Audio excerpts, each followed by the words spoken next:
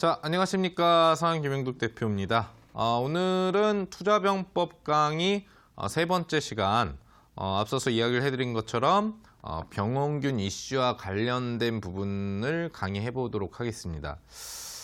이건 사실 이제 조금 기존에 제가 강의를 해드렸던 내용에서 기본 이슈 부분을 이제 벗어나는 거죠.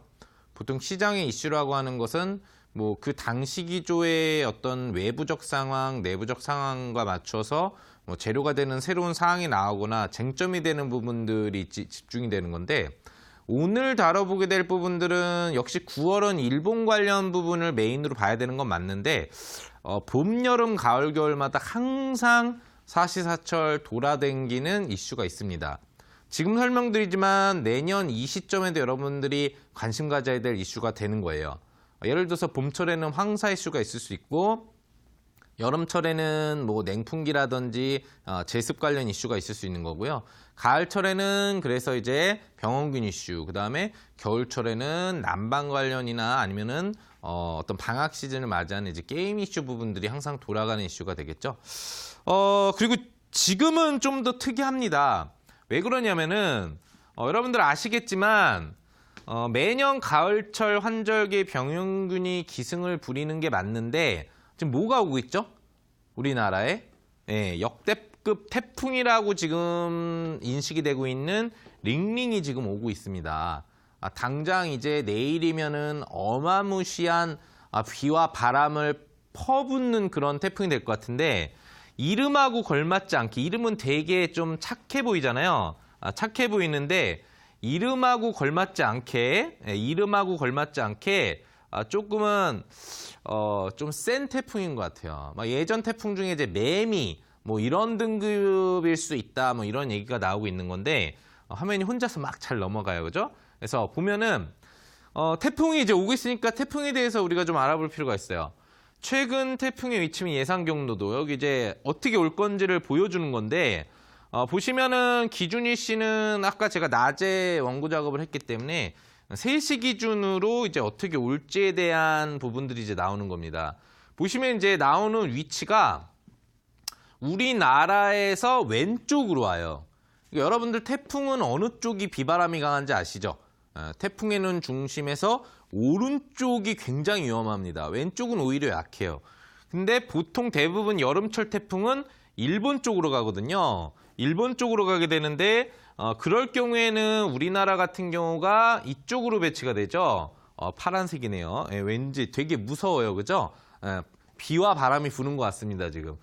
이렇게 가면은 이쪽은 좀 약하고 이쪽이 위험해서 항상 일본이 좀 피해를 많이 보는 그런 부분들이 있었어요. 그래서 우리는 다행이다. 그 일본 쟤네들 그 예전에 나쁜 것 때문에 맨날 태풍이 저렇게 피해를 주는구나, 막 이런 얘기 하시는 분들도 많이 있었는데, 이번 이렇게 가을 태풍이 제대로 오게 되면은 우리나라까지도, 일본도 영향은 있습니다. 태풍이 크기 때문에 우리나라까지도 좀 영향을 주는 그런 부분들이 이제 강할 걸로 보여요.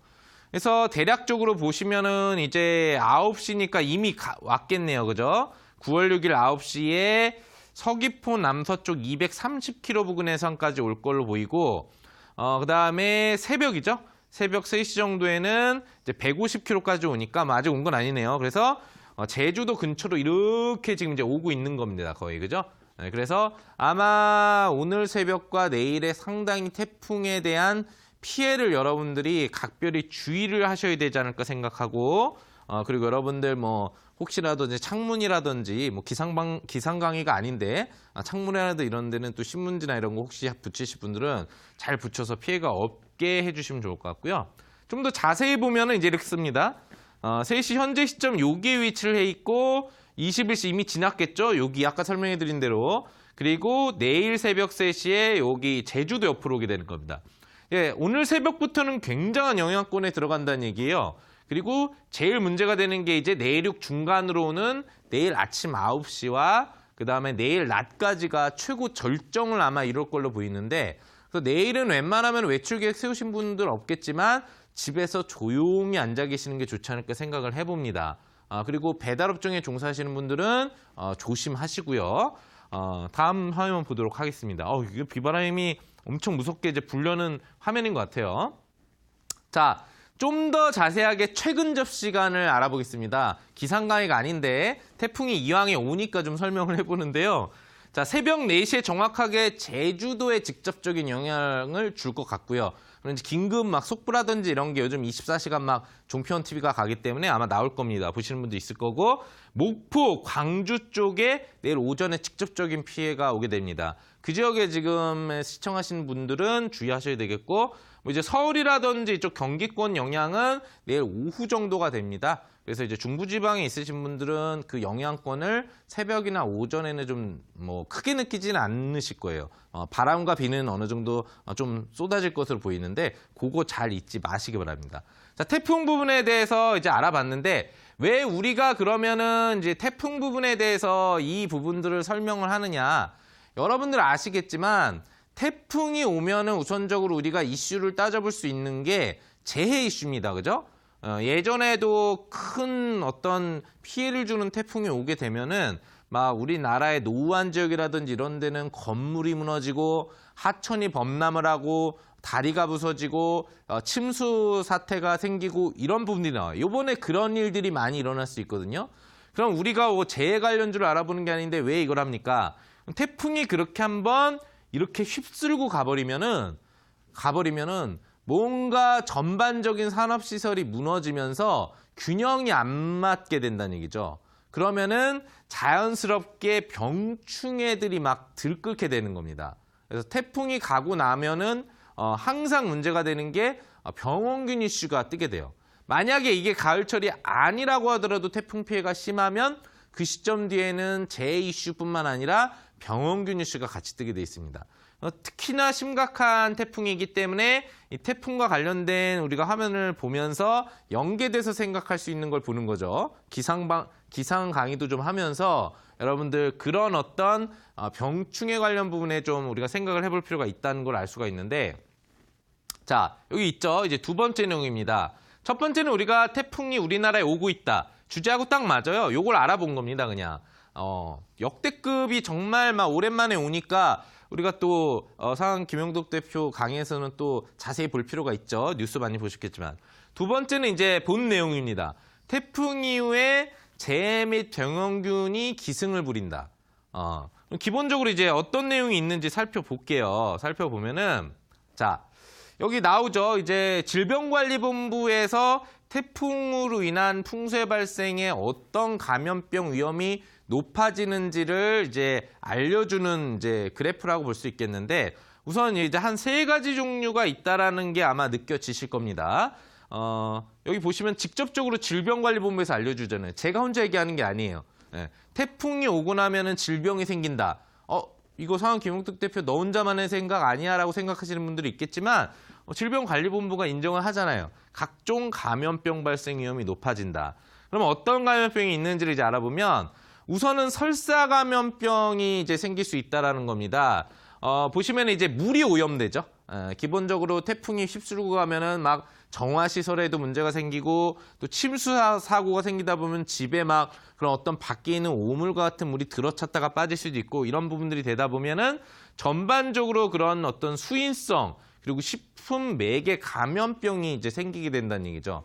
이 부분들을 이제 방지하기 위해서는 어떻게 해야 되는지는 여기 보시면 이제 있는 거죠. 대부분 이제 안전한 물을 마시고 사용해라. 이건 뭐 물 깨끗한 거 먹을 테니까 상관없고요. 비누하고 손을 자주 씻자. 이거 원래 해야 되는 겁니다. 평소에 그죠? 그리고 이게 강물, 하천 등에서 배변하지 말 것. 요즘도 이런 분들이 있나요? 제가 보기엔 없을 것 같긴 한데 가끔 보면은 이제 구석 같은데 좀 이상한 냄새가 나긴 합니다. 가보면 안전한 음식 먹기, 끓여 먹기, 익혀 먹기, 껍질 벗겨 먹기 뭐 이런 거. 특히나 태풍이 오고 가면은 날 것을 먹는 걸 좀 주의하셔야 되고 또 한 번 집에 있던 것도 반드시 다시 한번 습기가 많기 때문에 습기가 많아서 곰팡이도 많이 피고 굉장히 요즘에 안 좋아요. 여러분들 실내 음식물 빵 같은 거를 예전에는 여름에는 막 일주일 냅둬도 괜찮은 것 같은데 요즘은 3, 4일만 지나면 곰팡이가 쓸어 있을 겁니다 아마. 그걸 뭐 못 발견하고 먹으면 안 되겠죠. 그런 걸 주의하라는 얘기고요. 뭐 청소는 항상 해야 되고 범람된 물에 접촉하지 않기. 여기에 병원균들이 많이 녹여 있기 때문에 이런 거에 접촉을 하면 이런 병이 걸릴 수 있다라는 걸 기억해 주시면 되겠고요. 다음은 이제 모기매개 감염병입니다. 자, 모기가 왜 생기는지는 아시죠? 모기가 생기려면 물이 있어야 됩니다. 고여있는 물이 있어야 돼요. 그래서 여름철같이 굉장히 비도 안 오고 건조한 시기에는 오히려 모기가 없습니다.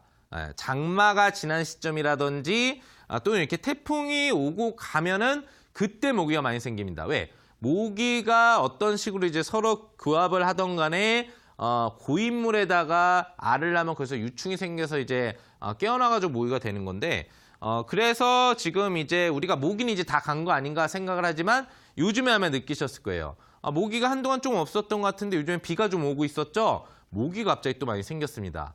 잠자리가 모기를 잡아먹는다고 그러는데 요번에는 잠자리를 제가 많이 못 보는 것 같아요. 많이 있어야지 모기를 많이 잡아먹을 텐데 아무튼 그래서 이런 고인물에 대한 예방활동이라든지 모기장 살충장을 잘 준비해야 되겠고 왜 그러냐면은 모기맥에 감염병이 뭐가 있죠? 가장 위험한 게 간염입니다. 일본 내연목이라든지 이런 게 위험한 이유를 여러분들 아시잖아요. 감염에 걸리면은 간염이 걸릴 수 있다는 얘기예요. 그게 제일 위험한 겁니다. 그래서 그런 부분에 대한 어떤 그 위험성이 왜 높으냐면 지금 이 태풍이 위로 이렇게 쭉 올라오는데 태풍이 우리나라만 지나치는 게 아니라 일본 열도 쪽도 바람을 같이 갖고 옵니다. 그럼 뭘 싣고 올까요? 모기가 가벼워서 태풍이 휩쓸린다고 죽질 않아요. 그래서 일본 모기들이 많이 또 들어올 수도 있는 거예요. 또 위험할 수 있으니까 이런 부분 병원균 이슈가 이제 뜰 수밖에 없는 이유가 되겠고요. 그 다음에 이거는 조금 이제 위험한 거죠. 렙토스피라증, 파상풍, 접속성 피부염이 생길 수 있는데 전체적으로는 이제 전반적인 환경이 좀 태풍이 지나가면서 안 좋아지다 보니까 이런 질병들이 많이 이제 돌아다니는데 그게 몸에 접촉을 하는 질병들이 또 많이 생깁니다. 공기 중으로 이제 들어와서 붙는다라든지 어디 이렇게 뭐 벼 같은 데 살짝 베기만 해도 거기에 붙어있던 병균들이 생기게 되는데 이제 논지역에 있는 분들은 침수가 되면은 나중에 추수를 해야 되니까 이걸 올리실 거예요. 여기서 이제 보면은 벼에 베이지 않게 또 그 물에 크게 여러분들 안 나오게 주의를 하셔야 되고 보시는 것처럼 이렇게 여러분들이 필요한 수해 복구 작업을 하는 동안에도 파상풍에 걸리지 않게 항상 주의를 해야 되는 이런 부분들. 여기 렙토스파라균이 뭐냐라는 내용이 있는데 뭐 그렇게 중요하게 여러분들이 알 필요는 없습니다. 아무튼 오염된 물이나 어떤 이런 물질에 내 살이 벗겨진다거나 상처나지 않게 조심해라. 파상풍이 잘 걸리고 잘 낫지도 않는 계절이 되는 겁니다. 이렇게 태풍 후에는 기본적인 병원균 이슈가 있겠고요.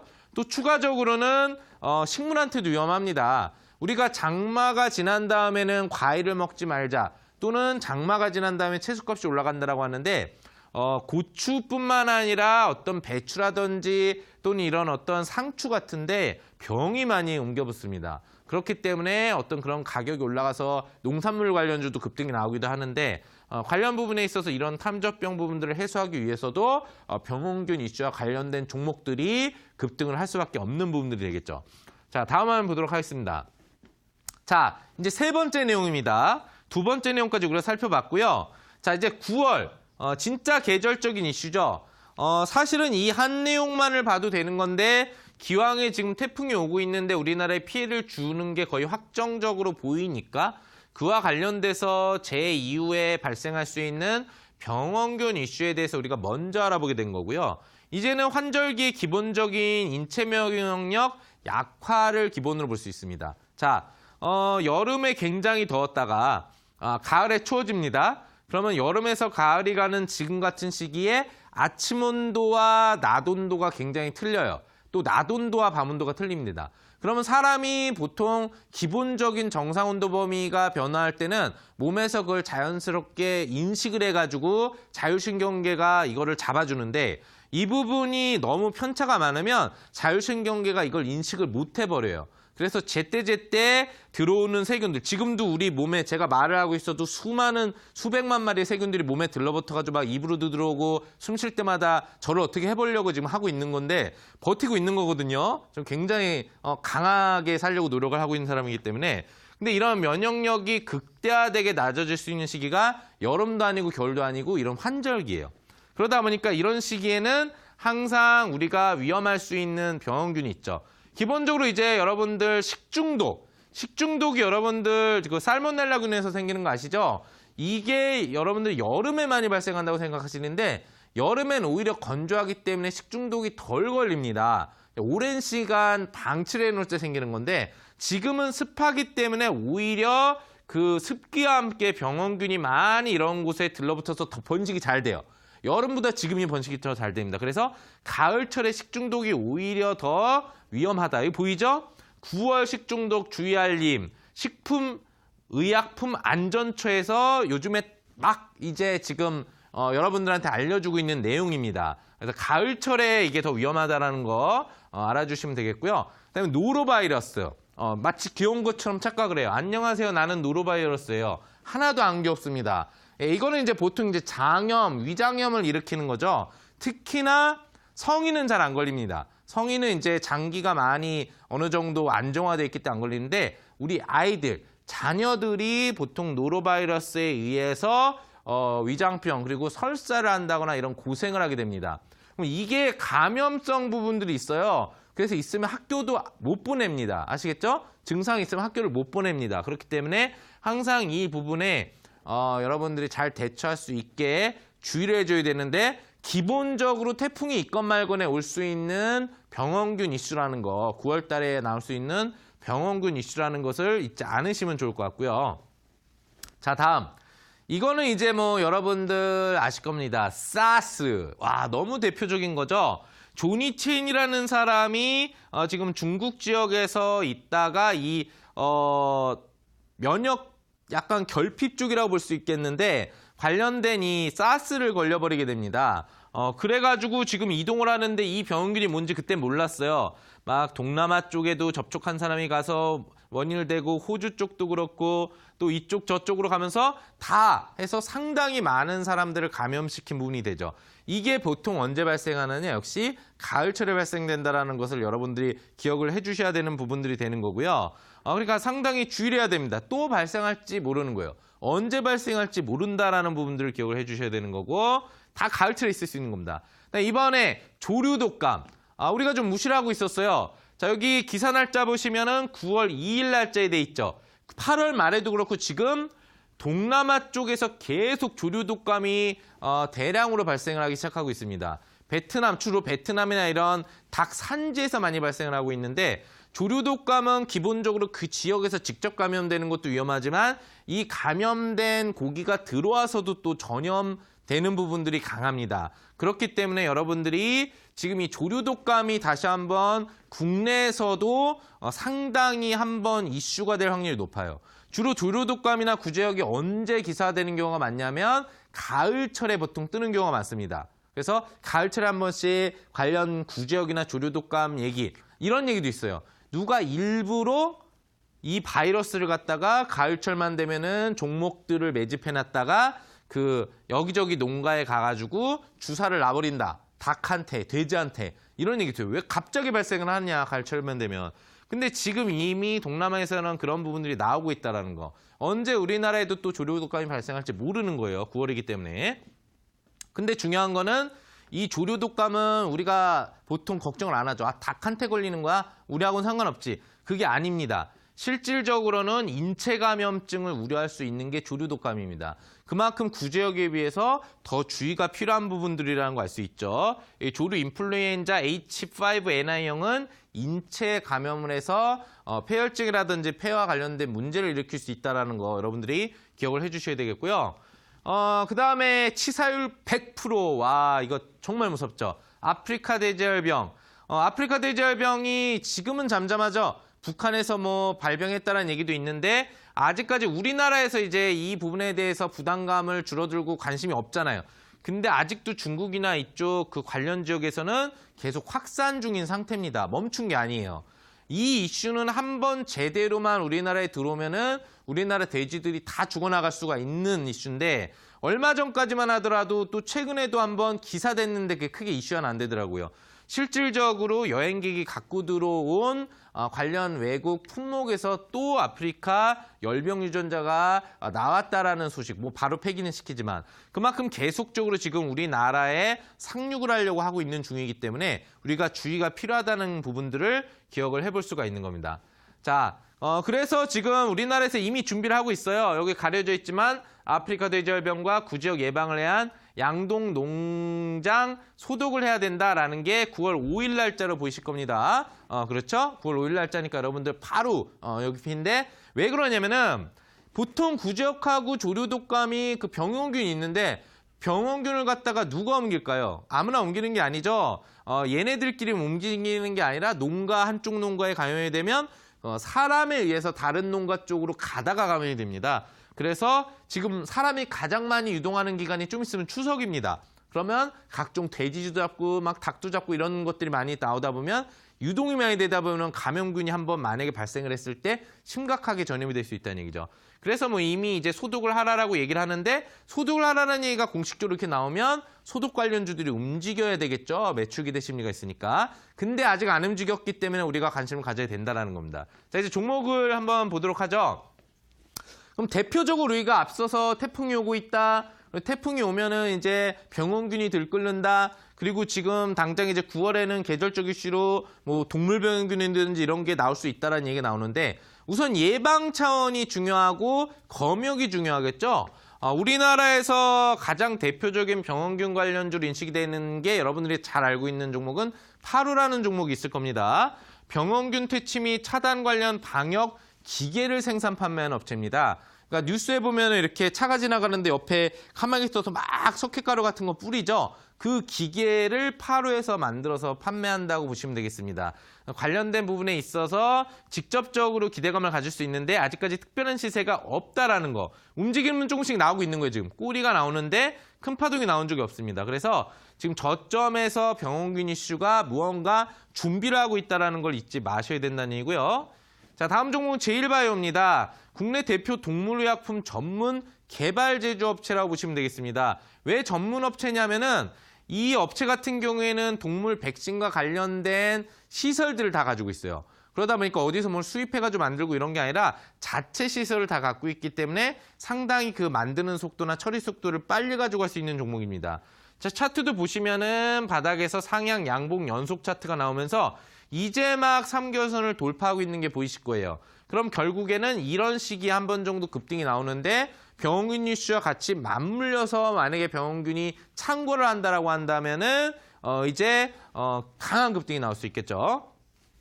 자, 다음 중앙백신입니다. 뭐 중앙백신을 안 보고 갈 수는 없죠. 해당 종목 역시도 국내 대표 동물 약품 관련주면서도 그 관련된 동물의 사료에 그런 백신들을 첨가할 수 있는 사료 첨가제 업체라고 볼 수 있겠는데 제일바이오하고 비슷한 차트 역시 바닥권에서 연속 양봉 추세와 함께 막 이제 3개월선을 돌파해 놓은 상태 무언가 상승을 강하게 준비하고 있다는 것을 여러분들이 이제 아실 수 있는 그런 부분들이 되는 것 같습니다. 그래서 역시 집중을 해줘야 되는 거 역시 중앙백신이라고 또 볼 수가 있는 거예요. 그리고 우리가 하나를 더 본다면은 아까 전에 제가 여러분들한테 파루를 제일 먼저 설명을 해드렸잖아요. 파루를 제일 먼저 설명해드린 게 이제 방역이 중요하기 때문에 파루를 설명해드렸는데 백광 소재를 또 우리가 안 볼 수는 없습니다. 백광 소재 같은 경우에는 5월 달하고 6월 달에도 관련돼서 이제 이슈가 한번 붙으면서 이 부분들을 우리가 없애기 위해서 뭘 해야 된다. 뭐 이런 얘기 나왔었죠. 질병 이슈가 나왔었잖아요. 그때 이제 석회가루라든지 석회질 관련된 생산을 하는 석회류 생산 판매 업체이기 때문에 이슈가 됐었는데 역시나 이번에도 결국에는 방역을 할 때는 석회가루를 기본적으로 하얀 가루를 물에다 넣어서 뿌리는 게 가장 그 오염균을 바닥으로 침전시켜서 내리기에 좋은 거라고 합니다. 예전에 뭐 조선시대 때나 이렇게 석관 같은 거 할 때도 무덤을 묻고 거기에다가 석회질을 해서 완전히 밀봉을 해버리죠. 다른 병원균이 들어가서 뭐 시체를 한다라든지 이런 걸 좀 방지하기 위해서. 그런 부분에서 차트 깔끔하죠. 상승률 차트이기 때문에 좀 기대를 해볼 수 있는 종목 백광 소재도 여러분들이 관심을 가져보시면 되겠습니다. 자, 지금까지 소개해드린 종목들 몇 종목이 있는데 이 종목들만 있는 건 아닙니다. 여러분들이 아시는 다른 종목들도 있을 수 있고 또 제가 여러분들한테 온라인 무료 방송에서 좀 더 중요하고 강하게 갈 수 있는 직접적인 추천주도 제시를 해드린다고 했으니까요. 이런 종목들을 관심을 가져보시되 아직 크게 올라간 종목은 없습니다. 관심을 가져보시되 추가적으로 여러분들이 기존의 병원균 이슈였을 때 매매해봤던 종목들 여러분들이 지금 일본 관련주에 매매를 한다. 시장이 올라가니까 바이오제약주라든지 이런 쪽 또는 제가 예전에도 벌써 이제 한 달 전 정도에 앞으로 뜰 새로운 이슈 분야 중에 여러분들한테 그 사물 인터넷 쪽 결국 4차 산업혁명주가 다시 뜰 것이다라고 해서 최근에 이제 뭐 5G다라든지 로봇주라든지 다 뜨고 있는 거잖아요. 우리는 미래를 내다봐야 되거든요. 당장에 안주하지 말고 현재 시점 앞으로 새로운 이슈가 뭐가 있는지를 알아야 남들보다 선점할 수 있고 남들보다 더 좋은 수익을 가져갈 수 있기 때문에 그런 관점에서 우리가 병원균 이슈를 한번 알아봤습니다. 자, 오늘 강의 여기까지 해보도록 하겠고요. 여러분들 잠시 휴식 취하고